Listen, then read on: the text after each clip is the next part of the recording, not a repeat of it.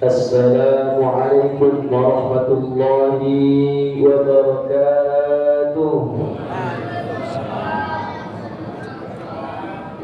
Bismillahirrahmanirrahim. Alhamdulillahirabbil alamin wa bihi nasta'inu wa ala umuri dunya waddin. Wassalatu wassalamu ala man fis samaa'i ismuhu Ahmad wa fil ardi ismuhu Muhammad. Qala rabbi shrah li sadri wa yassir li amri wahlul 'uqdatam min lisani yafqahu qawli. Qalu subhanaka la ilma lana illa ma 'allamtana innaka antal alimul hakim.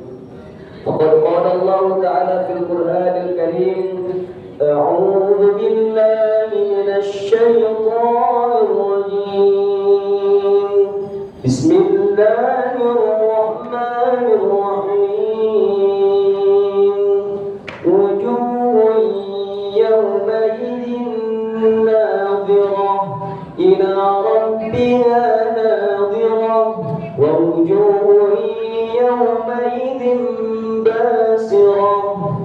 Sadaqallahul azim wa sadaqa rasulun nabiyyul habibul karim wa nahnu ala dhalika minasy syahidin wasyakirina walhamdulillahi rabbil alamin. Al-ma'na wallahu a'lam bil murad. Para jamaah rahimakumullah, alhamdulillah sebentar lagi kita akan menjumpai yang namanya Hari Raya Idul Fitri, dan sebentar lagi kita akan meninggalkan bulan suci Ramadan, yang mana para ulama, para shalihin ketika mau meninggalkan Ramadan, banyak para orang-orang yang saleh, para alimin ulama itu sedih. Kenapa? Karena takutnya dia tidak bisa berjumpa lagi di bulan suci Ramadan ini. Kenapa? Karena di bulan suci Ramadan ini orang melaksanakan puasa, orang melaksanakan qiyamul lail, maka dosa-dosa yang lalunya diampuni oleh Allah Subhanahu wa taala. Dan tidak asing lagi di negara kita, negara Indonesia, ketika hari raya Idul Fitri ada yang namanya mudik lebaran atau istilahnya pulang kampung ke kampung halaman. Saya ingin nanya kepada para jamaah sekalian, kalau kita pulang kampung ke kampung halaman, pertanyaannya senang atau enggak? Kenapa kita senang pulang kampung ke kampung halaman? Karena ada seseorang yang kita ingin jumpai, kita ketemu dengan keluarga kita. Dan saya ingin menanyakan, kalau kita pulang kampungnya ke alam barzah, senang apa enggak? Senang apa enggak pulang kampung ke alam barzah? Senang apa enggak? Padahal para bapak sekalian, ketika semua manusia, ketika semua makhluk pulang kampung ke alam barzah, harusnya senang. Kenapa? Karena kata Allah Subhanahu wa taala dalam Al-Qur'annya, Allah Subhanahu wa taala berfirman, wujuhun yawma idzin nadhirah. Nanti kelak orang-orang yang mukmin, orang-orang yang beriman, wajahnya berseri. Kenapa bisa berseri, tertawa bergembira? Ila rabbiha nadhirah, karena bisa melihat langsung Allah Subhanahu wa taala. Namun wujuhun yawma idzin basirah, wajah-wajah orang-orang yang tidak beriman nanti wajah-wajahnya muram. Kenapa? Karena melihat siksanya Allah Subhanahu wa taala. Makanya harusnya ketika kita pulang ke alam barzah, harus lebih senang daripada pulang kampung ke kampung halaman di dunia. Pertanyaannya, kenapa banyak orang yang enggak senang pulang kampung ke alam barzah, ke alam kuburan? Karena banyaknya kenikmatan dunia, banyaknya tipuan dunia, banyaknya kesenangan dunia, yang mana kita menjadi betah lama-lama di dunia. Walaupun di dunia itu sebenarnya tempatnya capek, tempatnya lelah. Kita harus berpikir bagaimana kita harus mencari makan. Kita harus yang namanya kita harus beribadah. Kita harus yang namanya berbaik kepada orang lain. Kalau ketika di alam barzah, orang-orang mukmin yang amalnya cukup itu enak dalam kuburnya. Kenapa? Hanya tertidur, tidak ada yang mengganggu. Contoh, ketika kita misalnya nih, uang kita banyak, amin, rumah kita bagus, istri kita cantik misalnya, Kita sudah lagi tidak mengurusi hal dunia, sudah lagi tidak yang namanya pagi-pagi kita harus pergi ke kantor, tidak dimarahi oleh atasan. Sudah cukup dunia kita tinggal duduk di rumah saja, tidur pun enak. Namun kalau hidup kita penuh dengan hutang piutang, penuh dengan tuntutan materi, maka tidur pun tidak nyenyak. Ketika kita pulang kampung ke kampung halaman, kita nggak punya uang untuk pergi pulang kampung, kira-kira seneng atau sedih? Sedih. Kira-kira kalau kita misalnya tidak punya uang untuk pulang kampung, berani atau enggak? Berani atau enggak? Kalau kita pulang kampung ke kampung halaman nggak bawa uang, takutnya di perjalanan ada masalah kendaraan. Makanya para jamaah rahimakumullah, ketika seseorang ingin senang pulang kampung ke alam barzah, maka harus persiapkan bekalnya dengan sebaik-baiknya. Yang mana bekal pulang ke alam barzah ini bukan bekal dunia, melainkan bekal akhirat, yang mana terdiri daripada sholat 5 waktu, puasa di bulan Ramadan, membayar zakat, dan pergi haji bila mampu, dan berbuat baik kepada sesama manusia. Itulah amal yang nanti supaya kita bahagia pulang ke alam barzah. Namun para jamaah rahimakumullah, sungguh sangat disayangkan, sungguh sangat disedihkan, banyak sekali orang Islam, orang mukmin yang punya Islam, yang punya mukmin, bahkan namanya ialah seorang yang dikatakan baik dalam Islam. Contoh, namanya misalnya soleh. Namanya soleh, bagus kan namanya soleh, tapi jarang ibadah, jarang sholat, gimana mau disebut soleh? Makanya kalau ada orang yang namanya soleh tapi jarang ibadah, ganti jangan soleh tapi salah gitu. Kalau orang namanya soleh, mukmin, namanya mukmin, orang beriman, tapi ketika dengar ajar hayya sholat, masih aja di warung kopi, masih aja senang judi. Nah, itu nggak sesuai dengan namanya.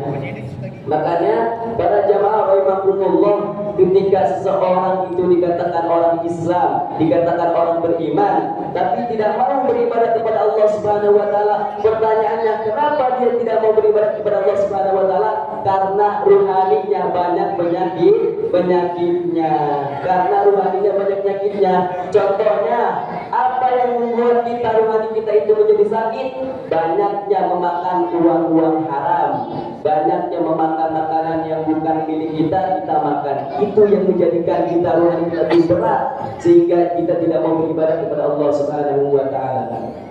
Banyak orang zaman sekarang puasa namun masih senang judi, puasa masih senang nipu orang, puasa masih senang ngezalimin orang. Itu puasa yang tersebut itu tidak bernilai pahala oleh Allah Subhanahu wa taala, hanya melainkan dia hanya menahan lapar dan haus saja. Namun ada lagi yang aneh, apa? Ngakunya Islam, ngakunya beriman, tapi pagi-pagi sudah minum kopi di warkop. Orang-orang pada puasa, ini malah minum kopi. Ketahuilah para bapak sekalian, ketika seseorang itu tidak puasa dan orang yang menyiapkan, gara-gara orang menyiapkan ini jadi orang itu tidak puasa, maka dosanya sama, gitu kan? Dan ada pula misalnya orang yang suka nyogok-menyogok, ar-rasi wal murtasi finnar. Orang yang nyogok, orang yang disogok, tempatnya di mana? Di neraka. Misalnya ke tukang warkop, jangan bilang-bilang ya kalau saya ini nggak puasa. Tutup jendelanya, tutup pintunya, biar orang-orang nggak ketahuan. Jangan bilang-bilang ke istri saya, ini uangnya, biar uang tutup mulut. Ketahuilah, ketika seseorang itu menyogok dan yang disogoknya itu ialah tempatnya di neraka. Ar-rasi wal murtasi finnar. Orang yang nyogok dan orang yang disogok tempatnya di neraka. Begitupun al-qatil wal maqtul finnar. Orang yang bunuh dan orang yang dibunuh dia tempatnya di neraka. Kenapa? Orang yang dibunuh kok masuk ke neraka? Karena sebenarnya orang yang dibunuh itu pengen dia juga membalas dendam kepada orang yang membunuhnya. Makanya ketika ada orang misalnya mau mencoba membunuh kita, jangan sekali-kali dalam hati kita ingin membalas kepada orang yang membunuh kita. Kalau bahasanya, jangan sekali-kali membalas kezaliman dengan kezaliman, karena nanti itu tempatnya sama. Nah, pada bapak sekalian, ada salah satu yang namanya ketika 10 malam terakhir di bulan Ramadan ada yang namanya i'tikaf. Namun banyak sekali orang sekarang ini salah paham terhadap makna i'tikaf.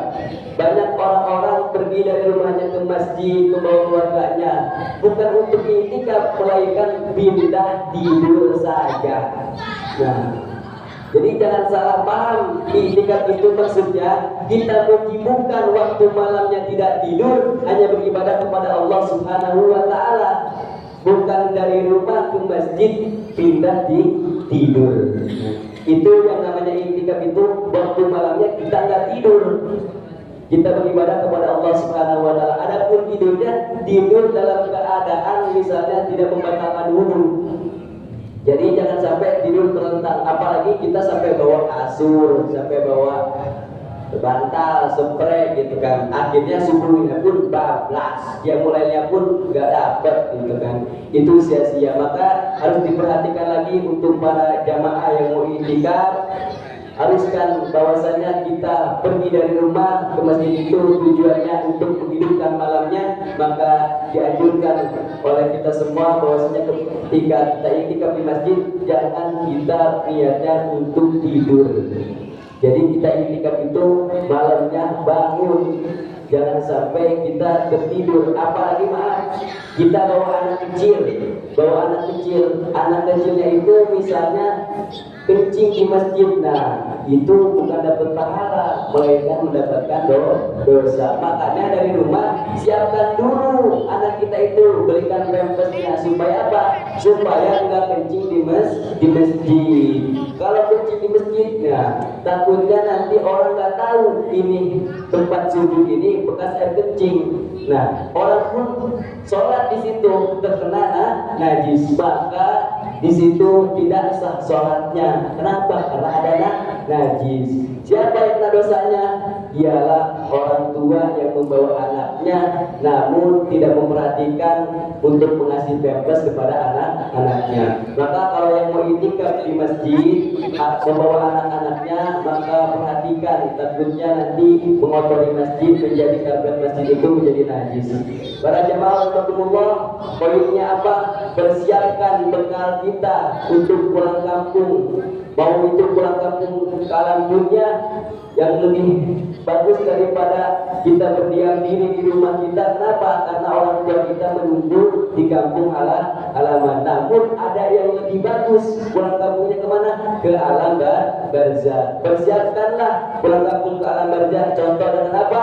Dengan berbuat amal soleh. Masya Allah, Masjid At-Tarbiyah ini ketika renovasi pembangunan masjid itu cepat ketika bulan Ramadan.